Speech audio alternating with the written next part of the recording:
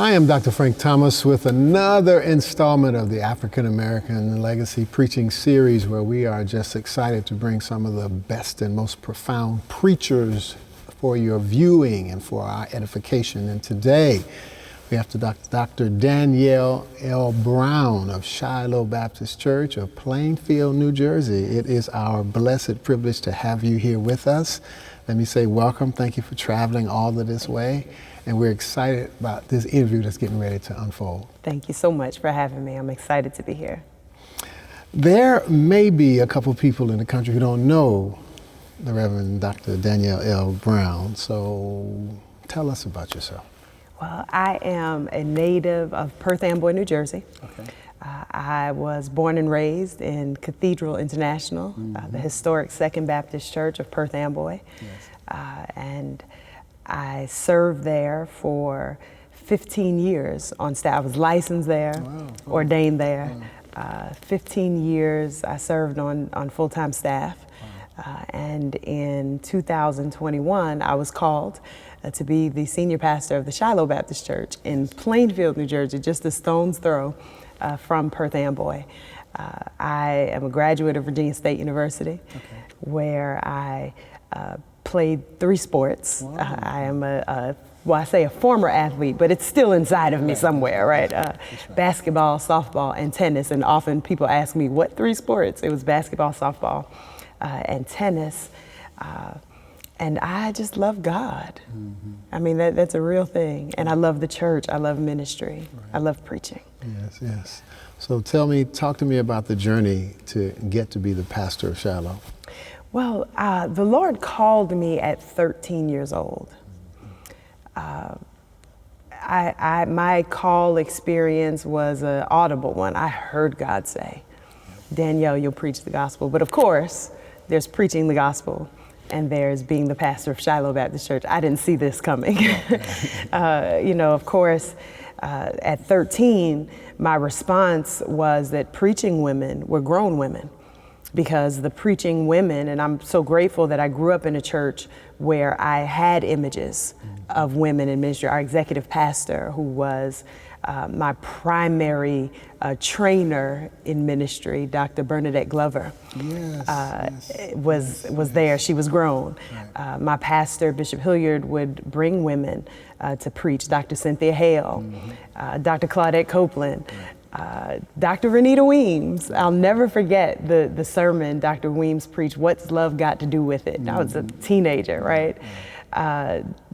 So many. Dr. Prathia Hall came in the place of Dr. Charles Adams once and did revival, and I never forgot those sermons, but those were all grown women. Yeah. So my thing was, preaching women are grown women. And then, the years where I was saying, maybe I was just excited in the moment and, God didn't really call me to ministry. But this sense of call never went away. Yeah. It only intensified over the course of time. And I had a conversation with Dr. Glover when I was about 18, so from 13 to 18. And she said, go back to school, make the dean's list. Right. We'll see you when you graduate. Right. And she did. And that conversation started an informal preparation for ministry. We would meet at Perkins on Route 22 in Jersey.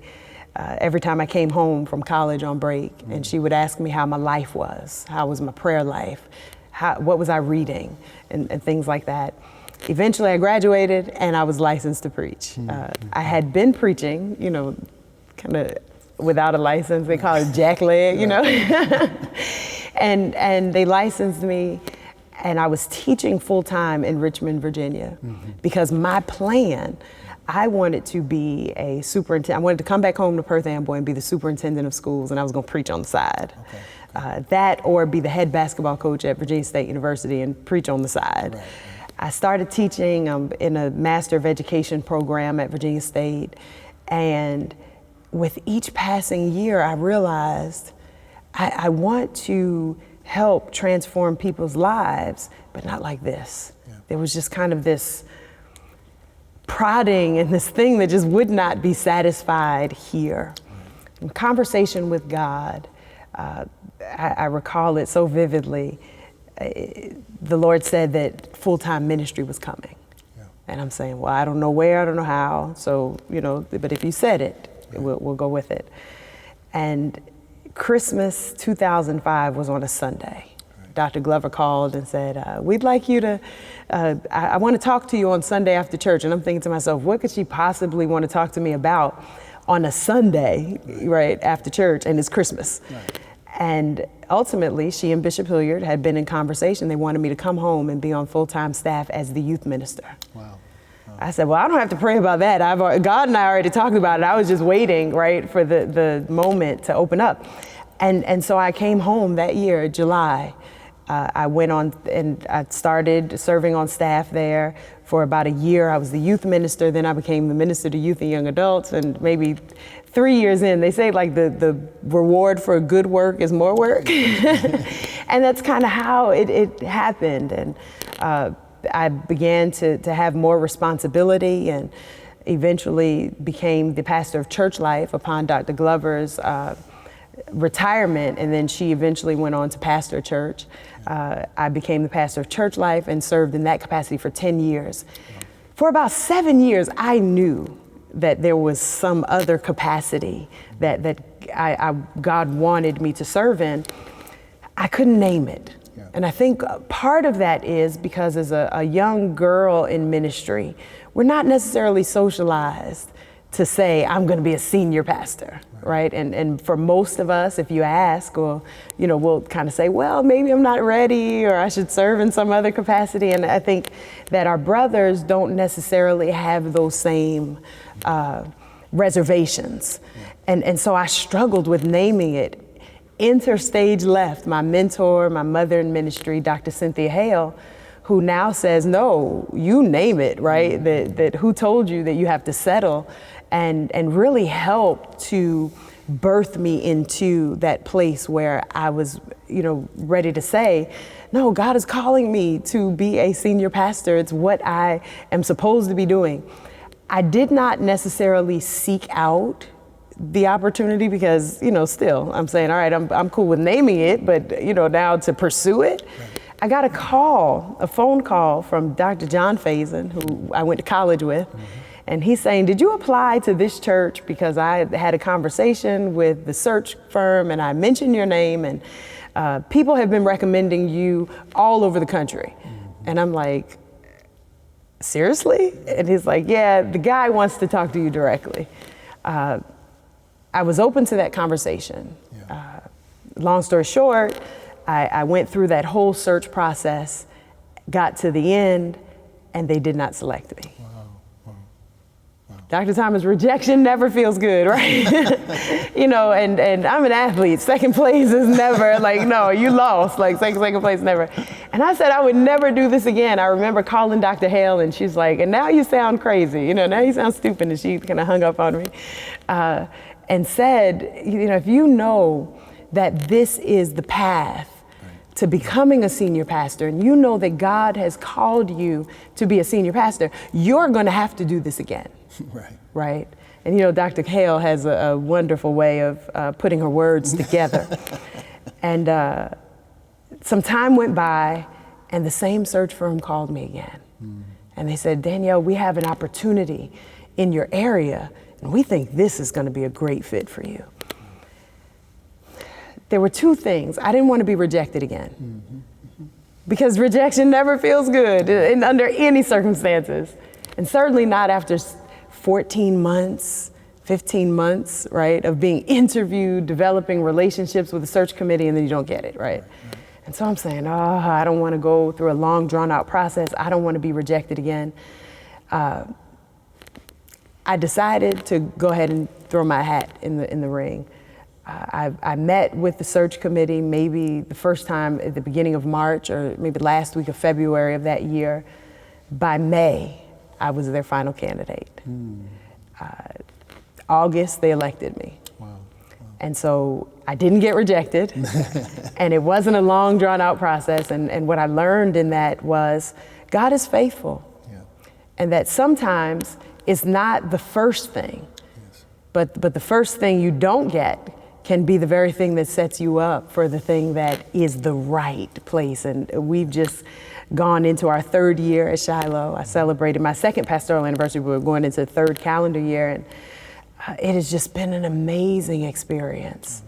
For me, an experience growth, right? I've grown, the church has grown, and it's just been a wonderful, more than what I could have orchestrated myself. Yeah, that's right. That's right. God has done. Wow. Yeah. So that's short version, right? So you mentioned mentors. So back up, and I specifically want preaching mentors. Okay. You know, you've talked a little bit about general, but who would you say are your preaching mentors? Well, I think first it would be Bishop Hilliard and Dr. Bernadette Glover. Okay. Because they were the first preachers that I consistently saw in my formative years. I watched them and I studied them and could not get enough, right, of this preaching. And they were very much 3-point didactic preachers, right, growing up and incredibly faithful to text. Dr. Bernadette Glover is one of the most disciplined preachers. Her preaching has evolved over time from that 3-point didactic. She's a natural mystic, and now as I've watched her evolve over the many years of watching her ministry, I watched her kind of take some risks. And she also was my preaching professor at New Brunswick Seminary, and so taking risks with her sermonic approach, and so she, I would say, was that first mentor. And then, of course, Bishop Hilliard as my pastor. Then Dr. Cynthia Hale. I have studied Dr. Hale's preaching. She has such a way of taking lofty concepts and making them live. And so that's something that I've worked at, trying to, I don't want to confuse people. I want people at every age and stage to be able to comprehend this gospel and what I'm presenting. I've also studied Dr. William Houston Curtis, who has some of the cleanest transitions, and he also is a bit of a mystic too, but his sermonic construction and the way that he moves about his presentation. Obviously, Dr. Gina Stewart, who is one of the greatest preachers God ever made. I've studied her. Dr. Claudette Copeland. I think I have been such a student of preaching before I was even aware of it, that even as a kid, I just could not get enough of this preaching and listening to preachers. Dr. Prathia Hall, I mentioned, came to do a revival at our church. And I still have the tapes. I've listened to those tapes. Biggie Small says, I let the tape rock till the tape popped. My tapes are about to pop because I listened to them so much. She preached, the increase is in the decrease, and preached to the stump. And just the way that she formulated the sermon and faithfulness to the text and sermonic presentation, her voice, these things have just appealed to me. And so there's so many that I have kind of studied. Now more contemporary would be Dr. Charles Goodman, Dr. Philip Pointer, Dr. George Parks, listening to the ways that they construct sermons and their different, varying sermonic approaches, faithfulness to the text, and placement of stories. Dr. Charles Goodman. Every year there's an element of preaching that I kind of zero in on to work on. And last year, a couple years ago, it was that placement of stories. And Dr. Charles Goodman does that probably better than anyone, just the placement of stories in his sermons. So there's so many, Dr. Thomas, that I've studied and watched, and just some sermons over and over and over again. But certainly Bishop Hilliard, Dr. Glover, Dr. Hale, Dr. Curtis, and Dr. Stewart have been some of those people. And then Dr. Claudette Copeland. She has a sermon, No More Wasted Seasons, where she talks about the potter molding the clay. I can recite that sermon from beginning to end because I listened to it so many times. So there are so many. Dr. Elaine Flake, who will give the most disciplined manuscript and then take you to Memphis, at the end. And so there are so many people. I respect the craft of preaching. And so I listen, absorb. so many preachers and watch for style and content. I think I've just been mentored by the church and anyone who stands. I'm enjoying listening to younger preachers now.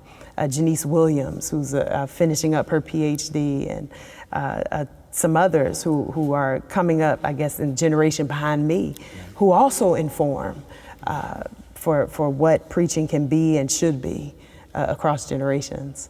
Yeah. So how would you characterize your preaching? So I think my preaching is both expository and narrative. Okay. And it probably depends on the way it comes to me. I have kind of two methods, and I don't know if that's kind of jumping ahead of your, but I have two methods or two approaches to my sermon development. The first would be kind of a Lectio Divina, where I do a reading of the text. I pray, I read the text one time out loud, I read the text a second time, and as I'm going through the second time, I'm writing what I call pops. Right. So anything that just pops out to me, it could be a word, a phrase, in the text, not necessarily in the text, whatever comes to mind in that second reading. And then I go back and interrogate those pops. And often, that probably is the approach that I take more often. I interrogate those pops and my sermonic, my points and the body of my sermon often, is born in that process. Right. And then once I come up with my points and the things that I really want to zero in on, then I'll, later go to my commentary and make sure that, hey, is there something more? Is there something I can add to this? There's another method that Dr. Glover taught me called thinking, feeling, doing. And so I create a grid. And on that grid, I list all of the characters in a passage. Who's there, who's not there, right. who is not mentioned, who should be there, right? And then what they're thinking, feeling, and doing. Right. And from that, I can develop typically whatever a person is thinking, feeling, or doing, or somewhere in that development of that grid, I'm getting points or some things that, hey, I can follow this storyline. Often when I do the grid, the sermon is more narrative.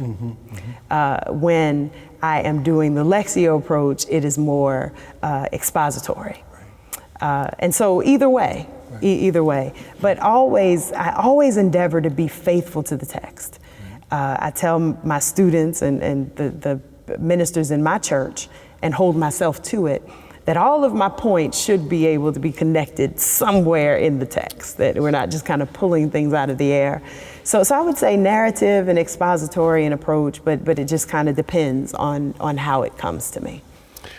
So complete your sermon preparation process. You kind of started. So fill the blanks in that take me from started the sermon, which you've already done in essence, yeah. all the way to you hit the pulpit with the manuscript, with an outline, without a manuscript. Yeah. So I'm a manuscript preacher. Okay. But I read my manuscript like a million times before I get up there because I am always nervous. Mm-hmm. And so kind of I want to feel and massage that manuscript, one, so that it becomes a part of me. That when I'm standing before a congregation, that if I can have a handle on the manuscript and I'm comfortable with it, then I'm not doing so much reading, right? I can still engage the congregation. So I am a full manuscript preacher, preacher. And even with that, there's variations, there's things that'll kind of come to me, but that is where I am most comfortable. I also try not to be a long preacher, and the manuscript helps keep me, disciplined to that. So I write out the full manuscript. I do read through probably about 100 times, but in between. But pastoral preaching, I write my sermons on Monday. Mm-hmm. So that gives me a good portion of the week to go back and edit, to adjust. And so that is basically, what I'm presenting. I'm reading a full manuscript that I have worked with, massaged, and tried to I try to memorize it to the degree that I can, so that I'm not, but I do utilize the manuscript. Yeah. So, preaching textbooks, you've given me the living epistles. You know, Dr. Claudette Copeland, Dr. Gina Stewart, Dr. Cynthia Hale, Bishop Hilliard. So do you have any preaching books that you would recommend to someone in the audience to really set their sights upon? Yes. So I think everything that has Dr. Henry Mitchell's name on it. Yeah. I also love this Clay Evans, The Call and Response. That was an early one that I loved. I'll also say everything that Dr. Frank Thomas has written. Seriously, because there's content there and matter that is important, not just in the sermon presentation, but also context around sermons and different sermonic moments that is important.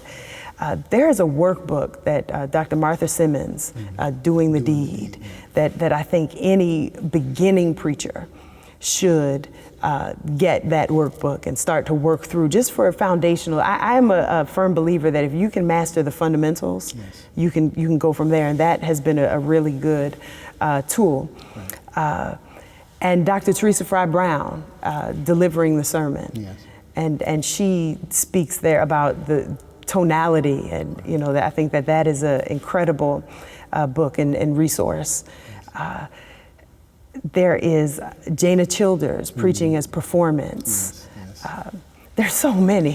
And I appreciate that because, we're trying to help the audience build their library. Yes. And, so thank you for to give recommendations that they can follow up on. And people watch these all over the globe, yes. At every different, some seminary trained, some not, some in a cathedral, some in a storefront. Right. So thank you for those. Those are great recommendations that they can follow up. And there's a newer book by Jared Alcantara, Crossover Preaching. Yes. That is another good one in conversation with Gardner Taylor's work. Yes, yeah. Yes. So tell me about a time that God really used you, where you really said, this was God. I mean, so a time that, we're humble as preachers, many of us, so we don't, but sometimes we feel good about what God has done through us. So give me a time. To be honest, I get that feeling every time a child comes to the Lord. And I think that it's always kind of up to interpretation when we offer our sermons, when we offer ourselves to be used of God, whether or not we were or not. But there's something in when a young person in this era, right, comes and as a response to the sermon and says, I want to be in relationship with this Jesus you were preaching about. Yes.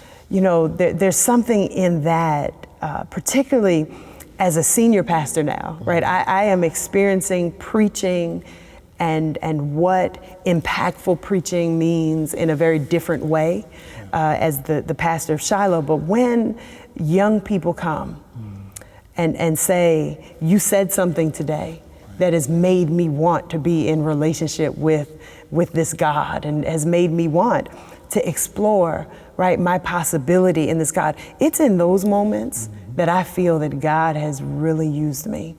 It's not so much in this leg of my journey in the amens, right? And I think we all like for people to respond, right, when we're preaching. But it really is in those moments when I see a young person. There was, we have a family in our church where a teenager came, gave his life to the Lord, and the next Sunday he came back with his grandmother. Oh, wow. And the next Sunday she came back with his mother. Wow. And then, a few weeks later, come see a woman, huh? And now we've got 5 generations of that family. You missed that. Oh my God. Come see a woman. This is the woman at the well. So she go back and get her folks and come see this man talking about Jesus.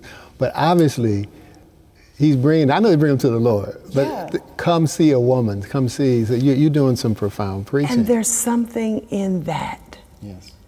That says, God, you were in this moment. Right.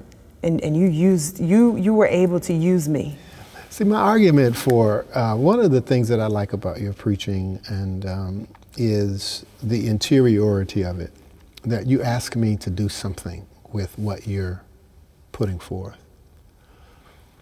And so, you know, there's a young man out at Fuller. His name is Edgar Trey Clark. He's a preaching professor out there. He's coming out with a book later this year on contemplative preaching. Yes. And, you know, we so celebrate the neo-Pentecostal style, and, you know, the pressure in African-American preaching is some of it, if not a lot of it. You got to leave them standing and shouting. If you don't leave them standing and shouting, then, you know, you ain't really preached, or this pressure to hoop and all that. And all that's wonderful, and that some people have gifts for all of that.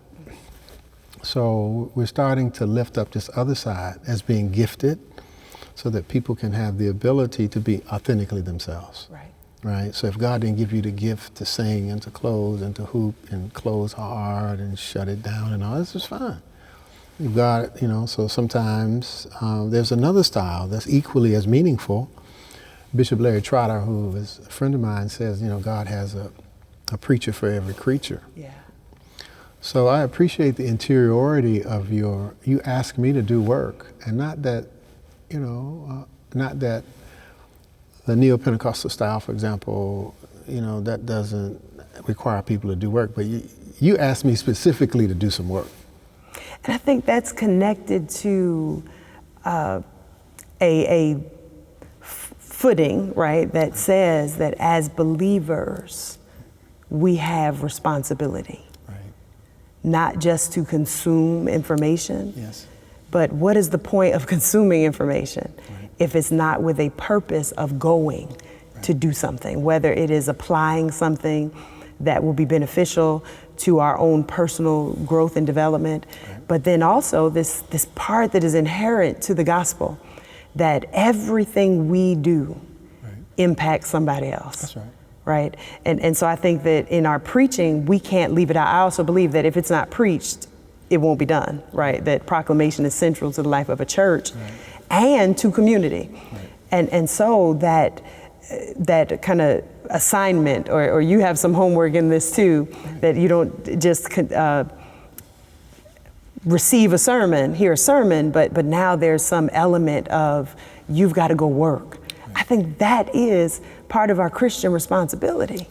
And if we don't preach it, if we don't preach Christian responsibility, if we don't preach that you have a hand in this, and often I say to people, you are more powerful than you think, right? Then we'll forget that there is a responsibility that we have to do something, right, with this information. So my impression, you know, is that you don't write a sermon for one hearing. So I challenge my preaching students, do you write a sermon for one hearing, or do you write a sermon for multiple hearings? When you say that, like for one and done, or? Or like, okay, so I used to say when I was a pastor, you know, get the tape, you know, now they can watch it just on the internet, they can watch it.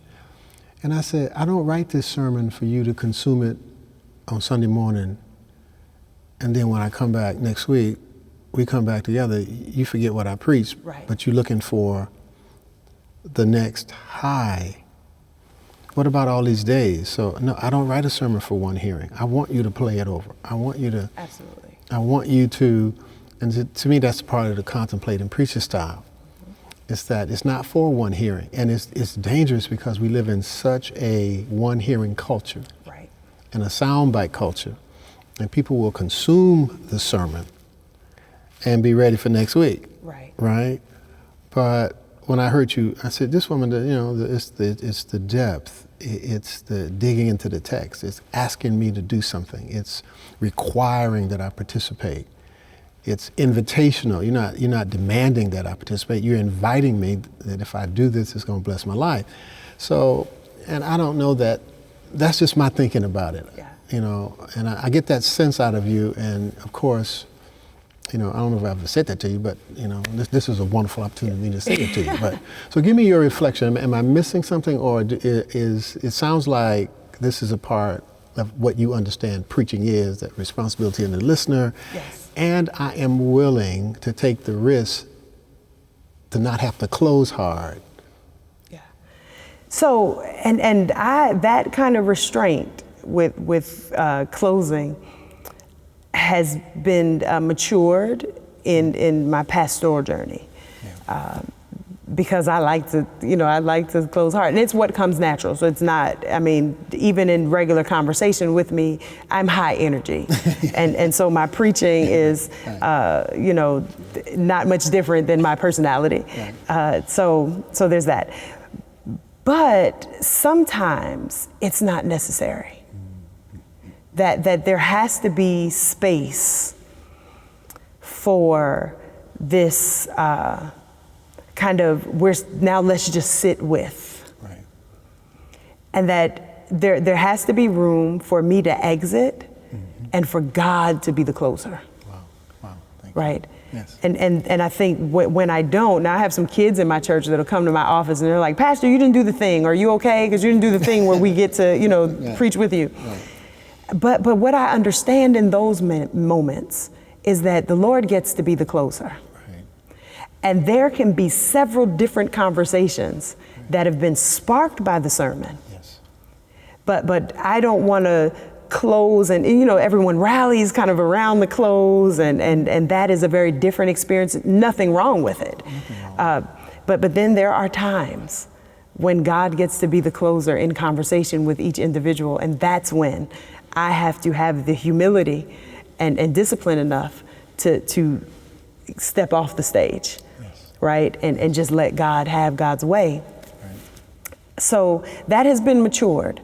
And I think there is a difference between pastoral preaching and preaching as an assistant pastor or as an itinerant preacher, because we go to places and then we go home. Right. When you're preaching as a pastor, we're doing life with these folks. Right. And we are going to see them next week. We are going to see them on Tuesday, right? Wednesday, Thursday, and there's some intentionality in that we have a feel for where we are trying to guide and direct a congregation. Yes. And individuals, right, as we're doing life together.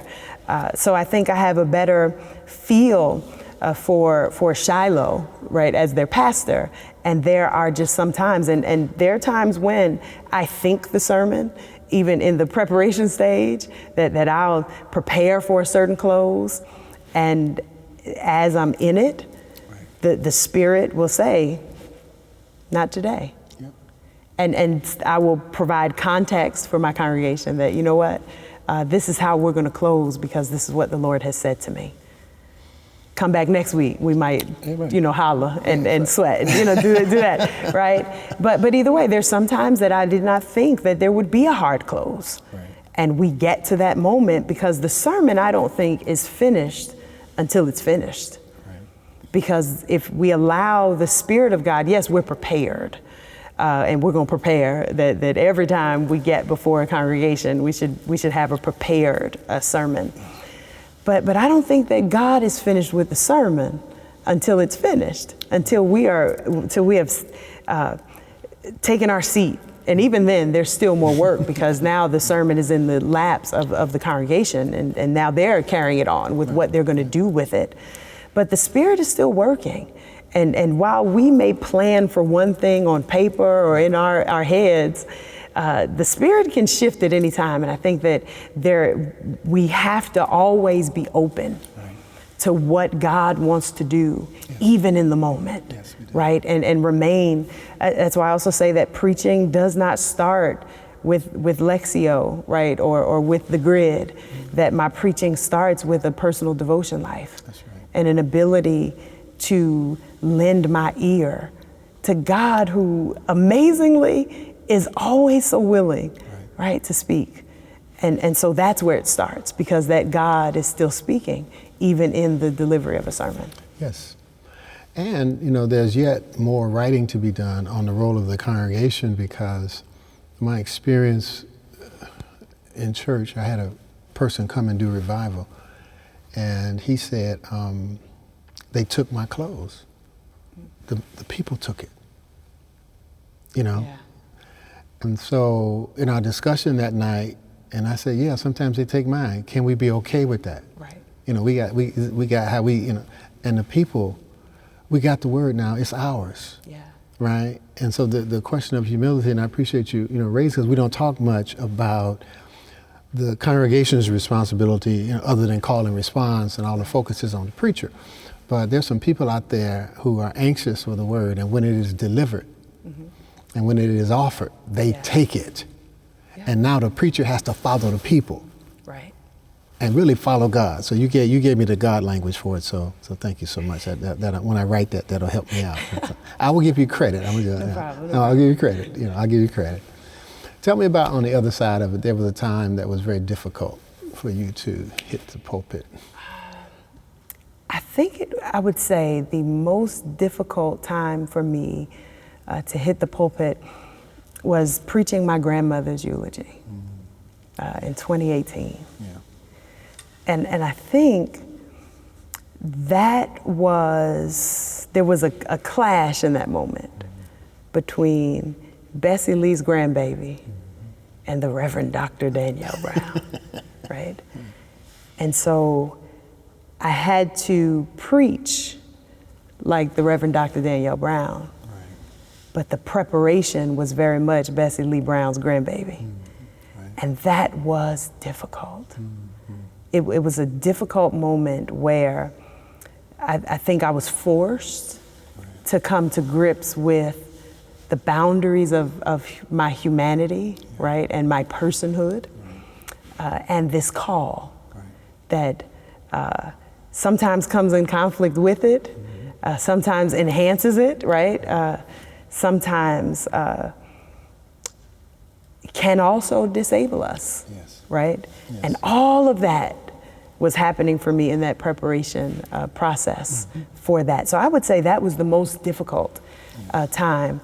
And certainly funeral preaching or eulogy preaching, I think that we may not talk enough about it, that we do teach people preaching in general for Sunday morning or revival, but there are eulogies, right? If you're going to pastor, if you're going to lead in certain capacities, you're going to also have some eulogies that you'll have to do. And there was not just the honoring of her life, but how does this gospel, her life, and this sermon now speak to those who will be hearing this witness of her life, which was very connected, right, to her interpretation of the gospel and the gospel lived through her. Now, how do we put all of that together and have something to say that honors every dynamic, every portion? And I think we were able to accomplish that. But that was one of the most difficult moments, because all the way up to go time, I was saying, you know what, I think I'm gonna tap out, right? Like, Bishop Hilliard, I think you can go ahead and do this one, right? But she asked me to do it, and so it was a way of honoring her life. So I would say that was one of the most difficult stands, and it really was because of this clash between, who I am, and not that preaching or being a preacher is not also a part of who I am, but they're different aspects of who we are. Right. Yeah. That's right. So, part of what I do is, because it's a conversation, is to offer a time, because, I have questions that I ask you and the conversation flows where it flows, but there may be some things that you would like to say about preaching that I hadn't thought of, or, it's about helping people to understand better and become better preachers themselves and minister the word. So anything that I didn't ask that you'd like to say, and I probably have a thing or two I'll ask you more, but anything that you want specifically to say, or I don't know. Well, I think this point that preaching is never going to go out of style, right? That between resurrection and return, we've got preaching. Right. That we get to do this, that we've got the word, the proclaimed word of God. It is a wonderful privilege to be called to this gospel ministry, but it's never going to go out of style. And there is room in the world of preaching for all of us, right? For every style. And sometimes, and there's nothing wrong with modeling yourself until you find your voice and you find what you're comfortable with. I think that for all of us, that changes over time. That as we become more comfortable even with ourselves, that we become more comfortable with bringing ourselves to the preaching moment and more confident with our own preaching voice. But there's room for all of us, that everyone does not have to preach like a Dr. Frank Thomas or like a Dr. Gina Stewart. Or there's room for however God has given it to us, because there are some that will reach some with one style and others who will reach others with another style, but there's room. And so I probably can't stress enough to preachers to just lean into who you are, right? And explore that and their space. And also that preaching is a craft. It is an art form that, for as much as it is spiritual and it is all of those things, it also is, it's an art form. And how we fine tune that is to practice. One of the things, before I was preaching to large conventions or before I had an opportunity even to preach for the first time at Cathedral on the main service, I was preaching to myself in the mirror. And I say, if you can preach your sermon wholeheartedly looking at yourself in the mirror, you can preach anywhere. You can overcome, because nothing feels more weird, right, and awkward than preaching to yourself in the mirror. But practice. Don't just write sermons when you have a preaching opportunity. One year, and this really transformed my preaching, I decided every week to preach from the lectionary. And so I would just choose a text from the lectionary and write a sermon. And to this day, I have more sermons than what I've preached. I have more sermons written than what I've preached. But I was able to grow and develop and mature even in my sermon writing and my the ways that I'm constructing sermons. And I still struggle to name them. I'll be very honest. I struggle to name my sermons. And for many years I was spoiled at Cathedral, because the media team, when I'd be done, they'd text me some options and I'm like, yeah, that's what we're gonna call that thing. And if I preached it again, it had a title. I'm like, now I'm on my own. They're like, Pastor, what is that sermon called, right? But work on the craft. And where you are today is not where you will be tomorrow. That if you are working on it, you're going to get stronger. And there also is an audience for all of us. That I believe that God prepares a place for the faithful. And we may not always know where or who, but there is a specific people whose ear is already being tuned to hear what God is giving you in your private place and what you're preparing. And you'll land there. That if you remain faithful, right, you do land there. And I think this preaching, that there's so many dynamics, right, that go to it. But I want preachers to be encouraged, especially, those that are kind of just coming in and at any stage, because God is still calling older people to ministry. And I think that we don't discredit anyone and say, well, you're too old, right? You don't have a lot of shelf life, but God called you. And so at whatever stage God called you, be faithful to the craft, be faithful to the call, and work on it. Work on it as much as you can. Listen to preaching and preachers. Find people that do things well that you don't do as well, and study it. And it gets better, right? Over time, we get stronger over time.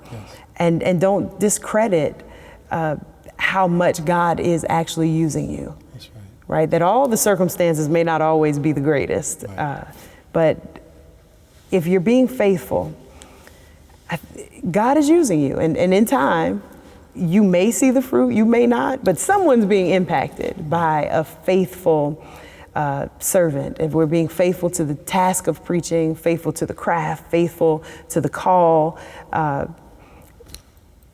how could it not be impactful in some way, even if we never see it? So I think in my heart, I really want preachers to be encouraged. These are interesting times we live in. Right. But I want preachers to be encouraged that preaching God will always need a preacher until he comes back. And there's room for all of us to do this in our way. Are there any particularities you want to speak to from the perspective of being a woman preacher? So I think as a woman preacher, lean in to who you are. That we don't have to make adjustments or try to embody something that may not necessarily come natural to try to bang with the boys, but we can come into spaces, mount the pulpit as our authentic self, and whatever that is, because I think that there is a range of what women preachers may emerge as, right? Our style, tone of voice. We are very diverse, but I think leaning into who you are and with boldness, not backing down, that the same God who called you knew that you were a woman. And in the words of Dr. Hale to me, you don't have to settle. Right. You don't have to settle for less. I think that it's important that we start to help our girls to name their call early on. That if you sense that God has called you to preach, then I'm going to prepare you and give you space to grow and become and expose you. One of the greatest things that Bishop Hilliard and Dr. Glover could ever have done for me was expose me to preachers and preaching and to the back room of ministry, right, early on. But I think that for every pastor, male and female, who has women in their congregation who are responding to a call to this gospel ministry, give them an opportunity, pour into them, teach them the mechanics of preaching, right? Not just that they'll kind of stand off to the side and be trained in servanthood, right? Because often, right, we're trained to serve. But sit them down and teach them about sermon construction, and sit them down and teach them about the business of the church, budgeting. And, do you sense God is calling you to pastoral ministry? Great. Let me teach you that it's more than just getting up on Sunday to preach, but there's a business side of this. And, so I would encourage pastors to do that with the women also. Sometimes the brothers get more hands-on, mentoring in those areas. And then when women come before a pulpit committee, we don't always have those skills in terms of a church. But teach us, teach your women all of the inner workings, so that whatever it is that they sense God has called them to do, when it's their turn to seek those out, or when they're ready to seek those opportunities out, that they are as equipped as they could possibly be. For women, and just don't settle, right? Don't settle, and you are enough, right? You don't have to settle for less than because it's comfortable. My sister is a preacher. Her name is the Reverend Angela Edwards, and she often calls me and talks to me about a male model of ministry. And what does a female model of ministry look like? Is that different than and she'll say, that's a male model of ministry. So, she's still working this out. But there's something about the model of ministry organically and preaching growing out of a woman's person rather than adopting a male persona or adopting. So that's what I just thought of as you were, and she's exploring what that might look like. And so any thoughts on that? You don't have to, because it's... So I do. I think, one, women are not homogenous, right? Yes. There are commonalities, but we're not all the same. Our approaches to people, our approaches to... but often we are very nurturing, and often because in religious spaces, we are marginalized, like we've come up the backside of the mountain, or by the time we emerge to the pulpit, there are many things that we have survived and overcome, right? So I think that in our preaching, inherently, we're conscious of the people who may be still in that, trying to overcome and trying to remain faithful. And you hear it often in women's preaching. We're aware of the oppressed at various layers of oppression. And you'll hear that. I think there's a sensitivity and this kind of nurturing aspect that does come out of women's preaching. And if I kind of look at my own preaching and pastoral ethic or ethos, right, there is a very nurturing, come, let's grow together, let's heal, right, each other, that there's got to be this kind of healing of community that I think is born often out of a woman's experience as well, and it shows in our approach to preaching. But always this awareness of what is just.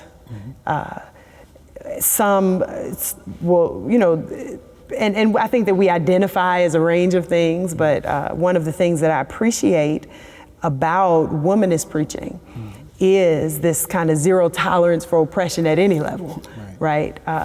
Which translates, even for me, as we don't throw people away, right? That we're not throwing anybody away. Even if we don't necessarily understand where someone is or why or how someone has arrived at a certain set of conclusions for their life, we're not throwing you away. You have as much right and access to the love of God and the power of community as anyone else, right? So I do think that those things are often kind of inherent to, or we, as women, we may take that approach even if it's not intentional.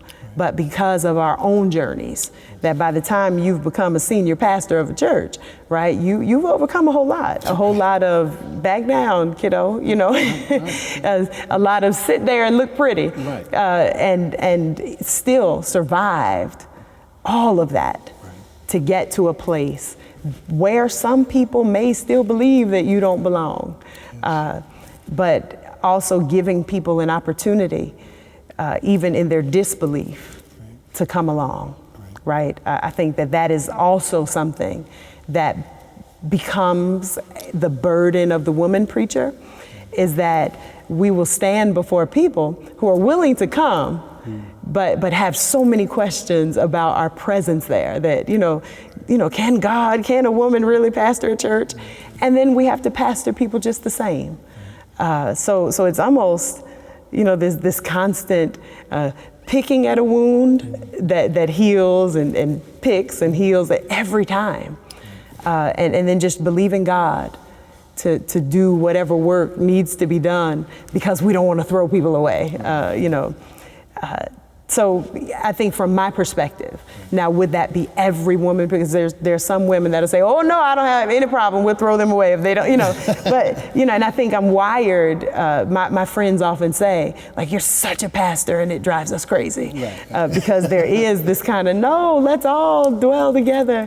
And I think God wires us all the way God needs to wire us. But from a woman's perspective, I think we deal with that in the preaching moment, in any moment of ministry. When we show up, we are aware that the consensus often is still out on us. Yes. Yeah. Well, I want to thank you so much for taking this time to enlighten me and us and our audience and all the people who will watch this and make comments. And it was a great interview, and I really appreciate you doing it. Thank you. The very best, many more years of preaching. I hope one day teaching, preaching.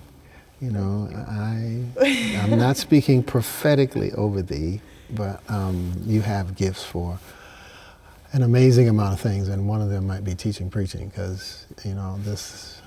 And I say this for me. Not that I didn't really intend to teach preaching. I was just trying to get better as a day-to-day pastor. And I ran into Henry Mitchell, and I ran into his book, Recovery of Preaching, and then he offered a D-Min program at United, and he and Ed Wheeler were the mentors, and I enrolled just to study with Dr. Mitchell because his celebrative method made sense to me. And so he called out of me to teach preaching. He just called it out of me. You have the gifts for this. And I can teach. I'm trying to get better as a pastor. That's what I'm doing. Right. And all this has unfolded in my life, and so deeply appreciative to him for calling it out of me. Not that I'm calling it out of you, but you have the inklings for it, so we'll just leave that right there, okay? So thank you so much, and thank you. I look forward to hearing you preach soon. Thank you so much.